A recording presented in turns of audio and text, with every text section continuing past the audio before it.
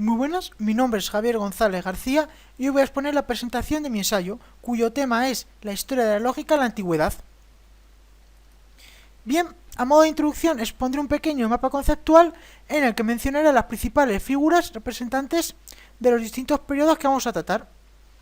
En primer lugar tendremos a Sócrates, en quien realmente no nos vamos a centrar en este ensayo, sino más bien nos centraremos en dos figuras vinculadas a este, como sería Platón y Euclides de Megara, ambos discípulos de Sócrates.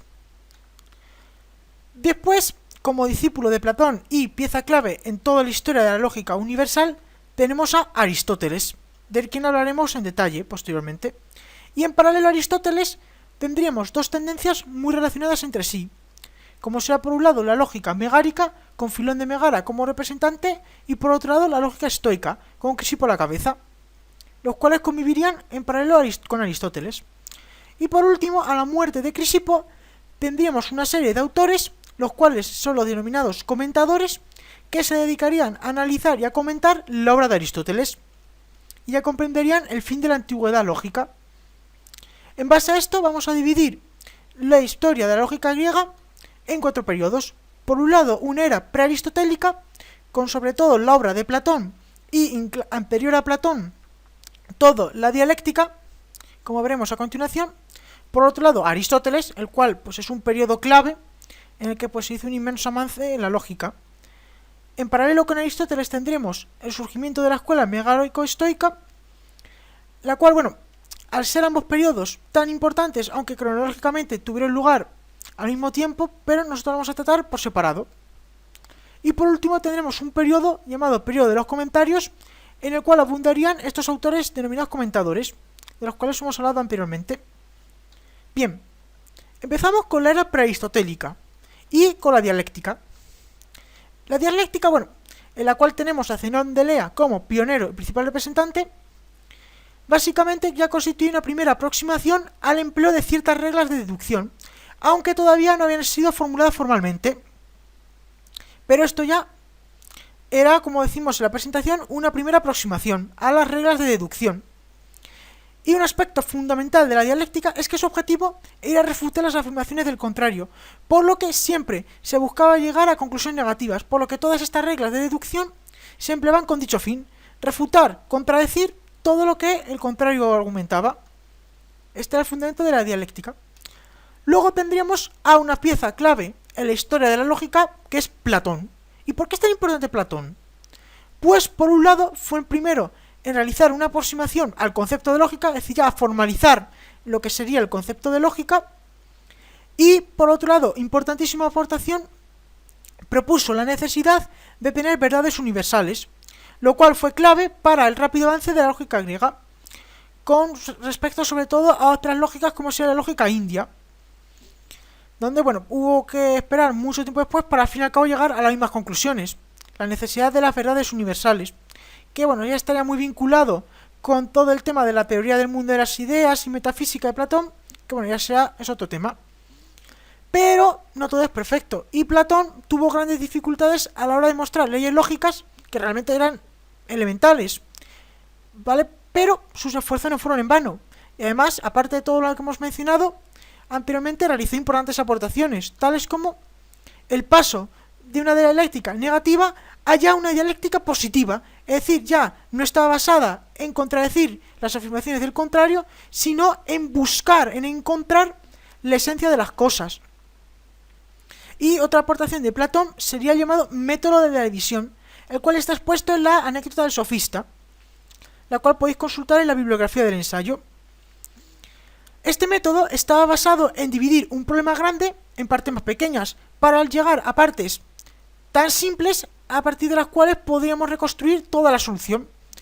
Este método, bueno, todavía no era lógica como tal, es un simple método, pero posteriormente sería perfeccionado y mejorado por Aristóteles. Además de, como podemos ver, este método constituye lo que sería la base del análisis y de las matemáticas: dividir un problema grande en partes pequeñas para poder reconstruir la solución. Pasamos al siguiente periodo, con Aristóteles. Aristóteles, pues como he mencionado antes, fue una de las figuras más influyentes de la lógica en los últimos 2000 años. ya que fue quien perfeccionó y elevó a otro nivel la lógica. Su obra, conocida como Organon, se divide en los siguientes libros.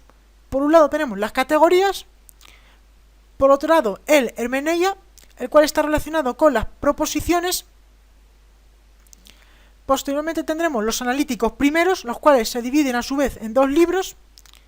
Los analíticos posteriores, que también se dividen en 2 libros. Los tópicos, estos se dividen en 8 libros. Y los elencos sofísticos. La mayoría de estas obras, exceptuando las categorías y la Hermeneia, están principalmente centradas en la silogística. Y las otras obras están centradas en los términos y las proposiciones. Bien, etapas de la lógica aristotélica. Pues, como toda la historia, la lógica aristotélica tuvo una evolución. ¿Y en qué nos podemos basar para determinar esta cronología, esta evolución en la obra de Aristóteles? Pues nos podemos basar en la aparición de ciertos elementos, tales como sería el silogismo, el empleo de variables, lo cual nos va a determinar cuándo unos escritos fueron antes que otros debido a la aparición de estas herramientas. Por lo que, podemos dividir la lógica aristotélica en 3 etapas.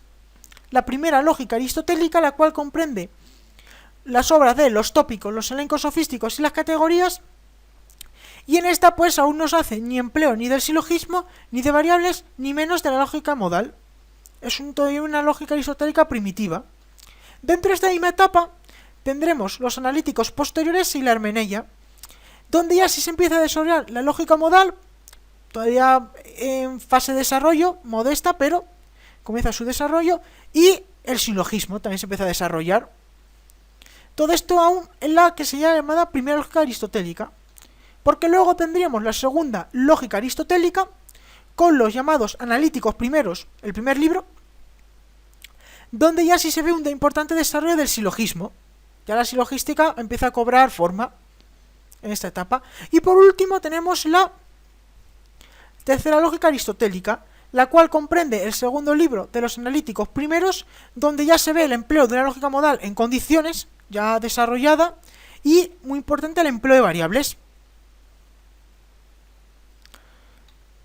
Bien, pasamos a otro periodo paralelo a Aristóteles, que es el periodo de la lógica megaro-estoica, con las escuelas megárico y estoicas, donde, pues lamentablemente, a diferencia con Aristóteles, apenas conservamos escritos de la lógica megaro-estoica, además de que muchas de estas obras fueron manipuladas por los discípulos de Aristóteles. Pero, pese a esto, podemos afirmar las siguientes características de la lógica megaro-estoica.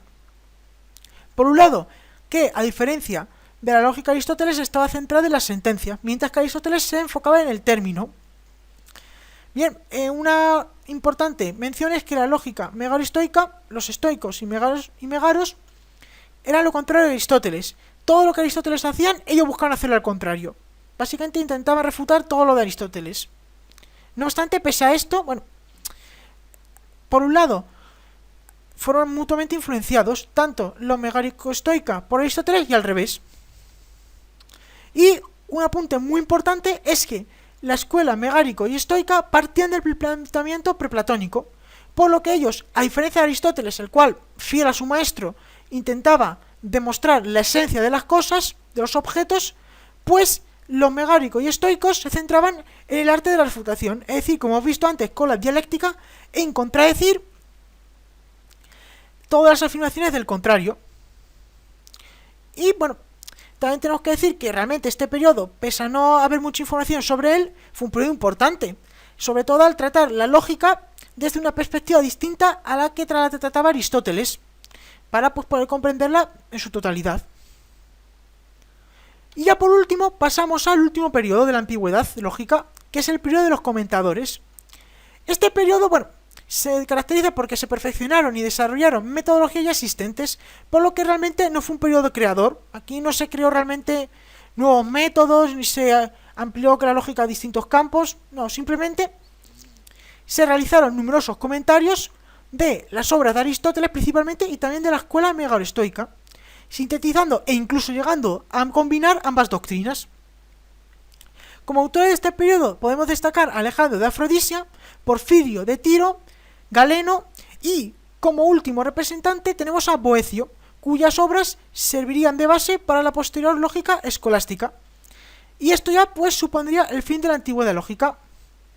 Bueno, pues esto ha sido todo por esta presentación. Muchas gracias y espero que les haya gustado.